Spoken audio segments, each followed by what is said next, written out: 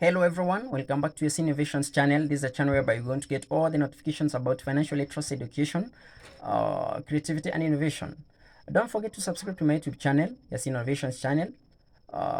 Watch the video, like, share with family and friends to help me hit the target of 1000 subscribers in the next 1 month.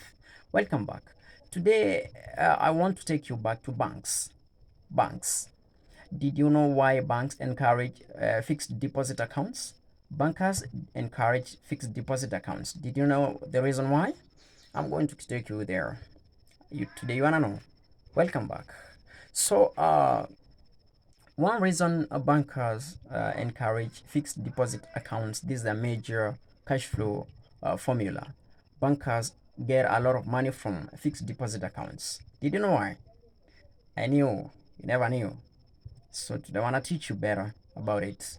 So I want to teach you this because I don't want you to fall in the same rat trap again of believing that bankers keep good money for you. When I talk about bankers, I don't mean tellers. They are tellers than the bankers. Bankers are the bank owners. So these are people that I'm talking about here. So they encourage people to open fixed deposit accounts and not the current deposit accounts. So because they limit to the time of withdrawing and doing all that about your accounts. So you are limited to your bank account if you open the fixed deposit accounts. But when you open the current deposit accounts, you limit them from using money. So when you open a fixed deposit account, they limit you from using money, and they have that freedom of using it the way they like and the way they want.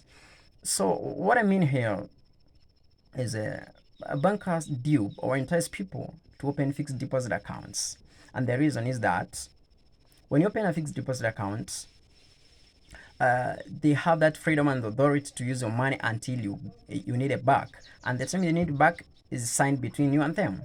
So they know, for example, if you're going to take the fixed deposit account within 1 year or maybe 5 years, so you are not allowed, or you cannot withdraw that amount until that period is over.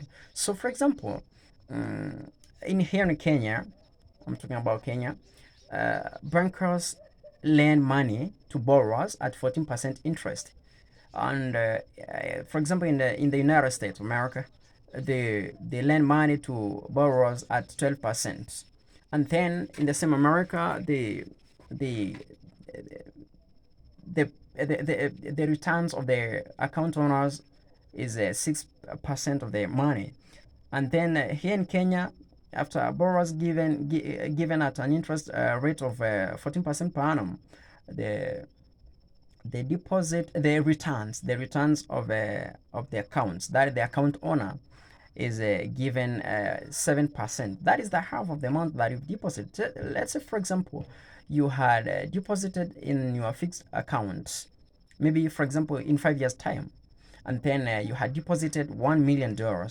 So this amount that you want to withdraw after 5 years. So maybe you wanted your money to be safer on the right hands, and then maybe you feared. So that's why I'm educating you about this, so that you can have that freedom or discipline of yourself to keep money by yourself, not to have that in discipline to keep money.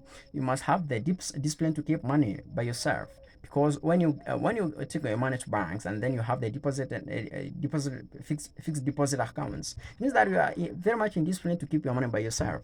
You fear maybe you can use it or misuse it in another where from what you intended to, and maybe the time of using it has not arrived yet.